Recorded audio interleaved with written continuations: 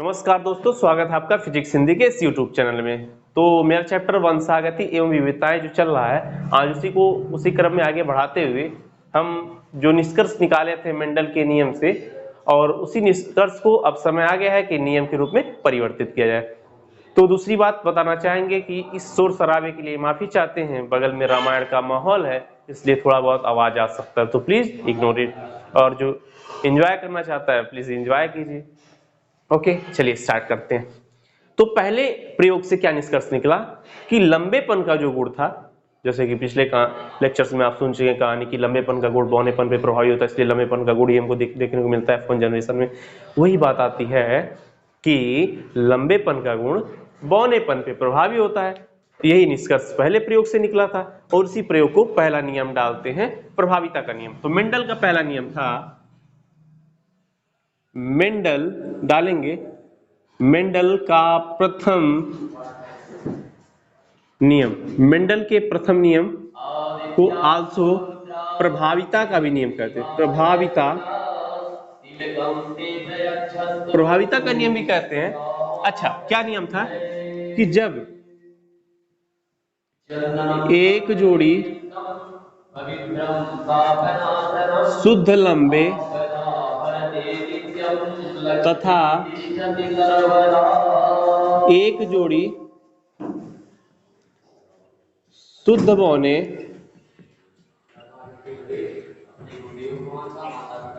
पौधों का परस्पर एक संकर क्रॉस कराया जाता है,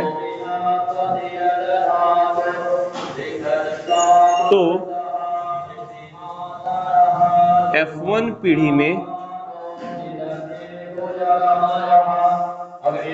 सभी पौधे संकर लंबे प्राप्त होते हैं। चूंकि लंबेपन का गुण बौनेपन के गुण पर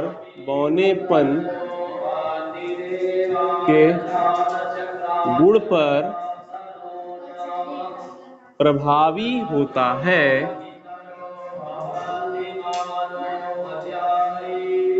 तो प्राप्त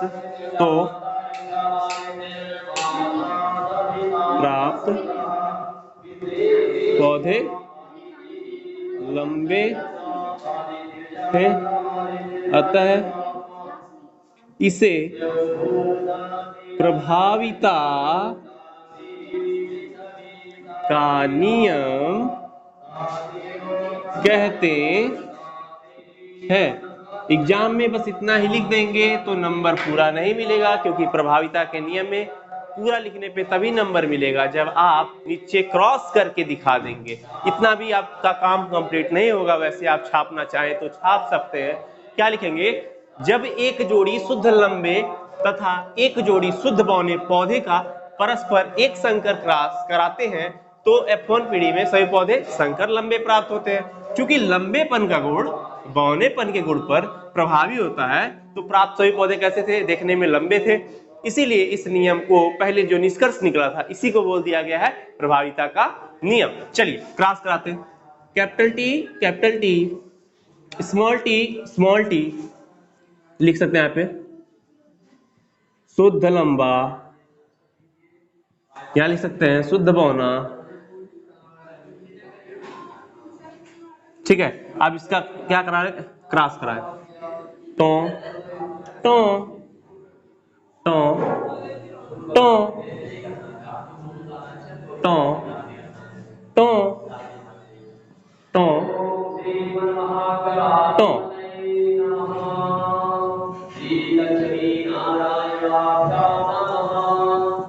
इतना लिख रहे हैं, 5 नंबर फिक्स।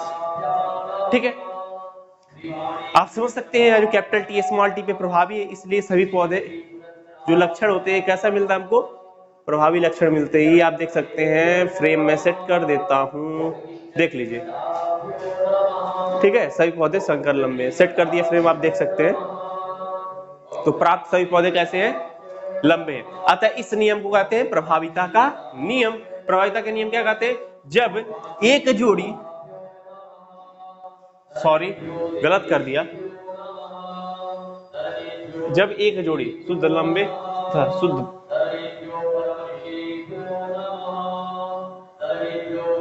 सॉरी बॉस, यहाँ पे जोड़ी लिखने की जरूरत नहीं है, अगर आप लिखना चाहते हैं तो भी सही है। अगर एक जोड़ी कराई चाहे एक अरब जोड़ी कराई, उससे मतलब नहीं है। ठीक है, आप लिख सकते हैं। मैं सोचा था मैं गलत कर रही हूँ, तो गलत मैं नहीं किया हूँ। एक्चुअली मेन बात यहाँ पे जोड़ी आप बताएंगे तो भी सही है, अगर नहीं बताते तो भी सही है। ठीक है, तो मैं तो जहां तक स्पष्ट मानूंगा आप जोड़ी मत लिखिए। ठीक है, आप मिटा दीजिए जोड़ी को। इस नियम में थोड़ा सुधार कर लेते हैं। देखिए यही होता है माइंड से बनाने में, थोड़ा सा ये हो जाता है। जब एक शुद्ध लंबे तथा एक शुद्ध बौने पौधे का परस्पर एक संकर क्रॉस कराया जाता है तो F1 पीढ़ी में प्राप्त सभी पौधे संकर लंबे होते हैं। चूंकि लंबेपन का गुण बौनेपन के गुण पे प्रभावी होता है, अतः प्राप्त पौधे लंबे होते हैं। अतः इसे प्रभाविता का नियम कहते हैं। एक शुद्ध लंबा हो गया और एक शुद्ध बौना। एक जोड़ी का कॉन्सेप्ट कहां से आ गया था ना, मेरे दिमाग में आ गया कि एक जोड़ी एलील जो होते हैं, तो यहाँ पे एलील नहीं, आप सीधे लिखेंगे जब एक शुद्ध लंबे तथा एक शुद्ध बौने पौधे का परस्पर क्रॉस कराया जाता है। रियली में आप एक कराइए चाहे 1000 कराइए, लेकिन प्रयोग तो हम एक ही करते हैं, तो एक ही के अनुसार से नियम देंगे। सॉरी फॉर दिस, प्लीज आप इसी को नोट कीजिएगा, सॉरी इसी को नोट कीजिएगा प्रभाविता के नियम में।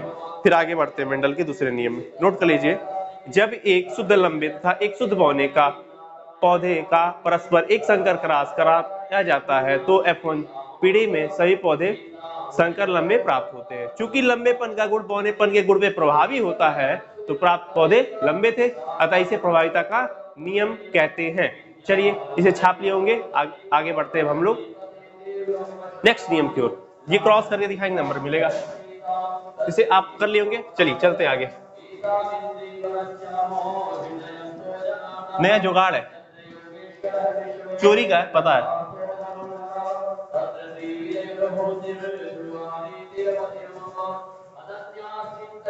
बट टाइम बचाने के लिए जुगाड़ करना पड़ा, चाहे वो चोरी का हो चाहे अपना हो बॉस। या देखिए, कपड़ा ढूंढने की जरूरत नहीं है, कपड़ा तो है मेरे पास, लेकिन क्या कपड़े को बर्बाद करूं। और ठंडी के मौसम में हाथ भी ठंडा है तो गर्म हो जाएगा, पोछा भी जाएगा, दोनों काम। ओके चलिए सेकंड नियम।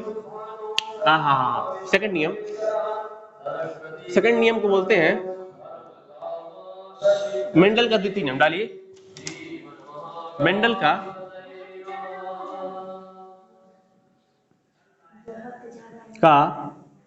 दूसरा नियम। ओ कैमरामैन, क्या फुल फ्रेम आ रहा है क्या, बताना।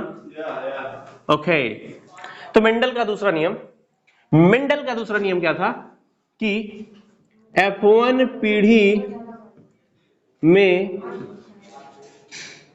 अप्रभावी हुए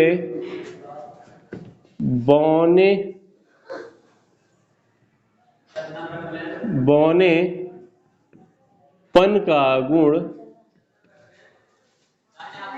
F2 पीढ़ी में प्रदर्शित हो जाता है, अतः इसे विसंयोजन क्यों कहते हैं? मतलब कि वहां से जो था वहां से हट के अब F2 में दिख गया, तो इसे क्या कहते हैं? इसे विसंयोजन का नियम अथवा शुद्धता का भी नियम कहते हैं। शुद्धता का नियम भी कहते हैं। अब सोच रहे होंगे शुद्धता का नियम भी क्यों कहते हैं? शुद्धता का नियम बॉस इसलिए कहते हैं क्योंकि F1 जनरेशन में हमको कैसे मिले थे सब? शंकर लंबे कैपिटल टी स्मॉल टी मिले थे, ठीक है।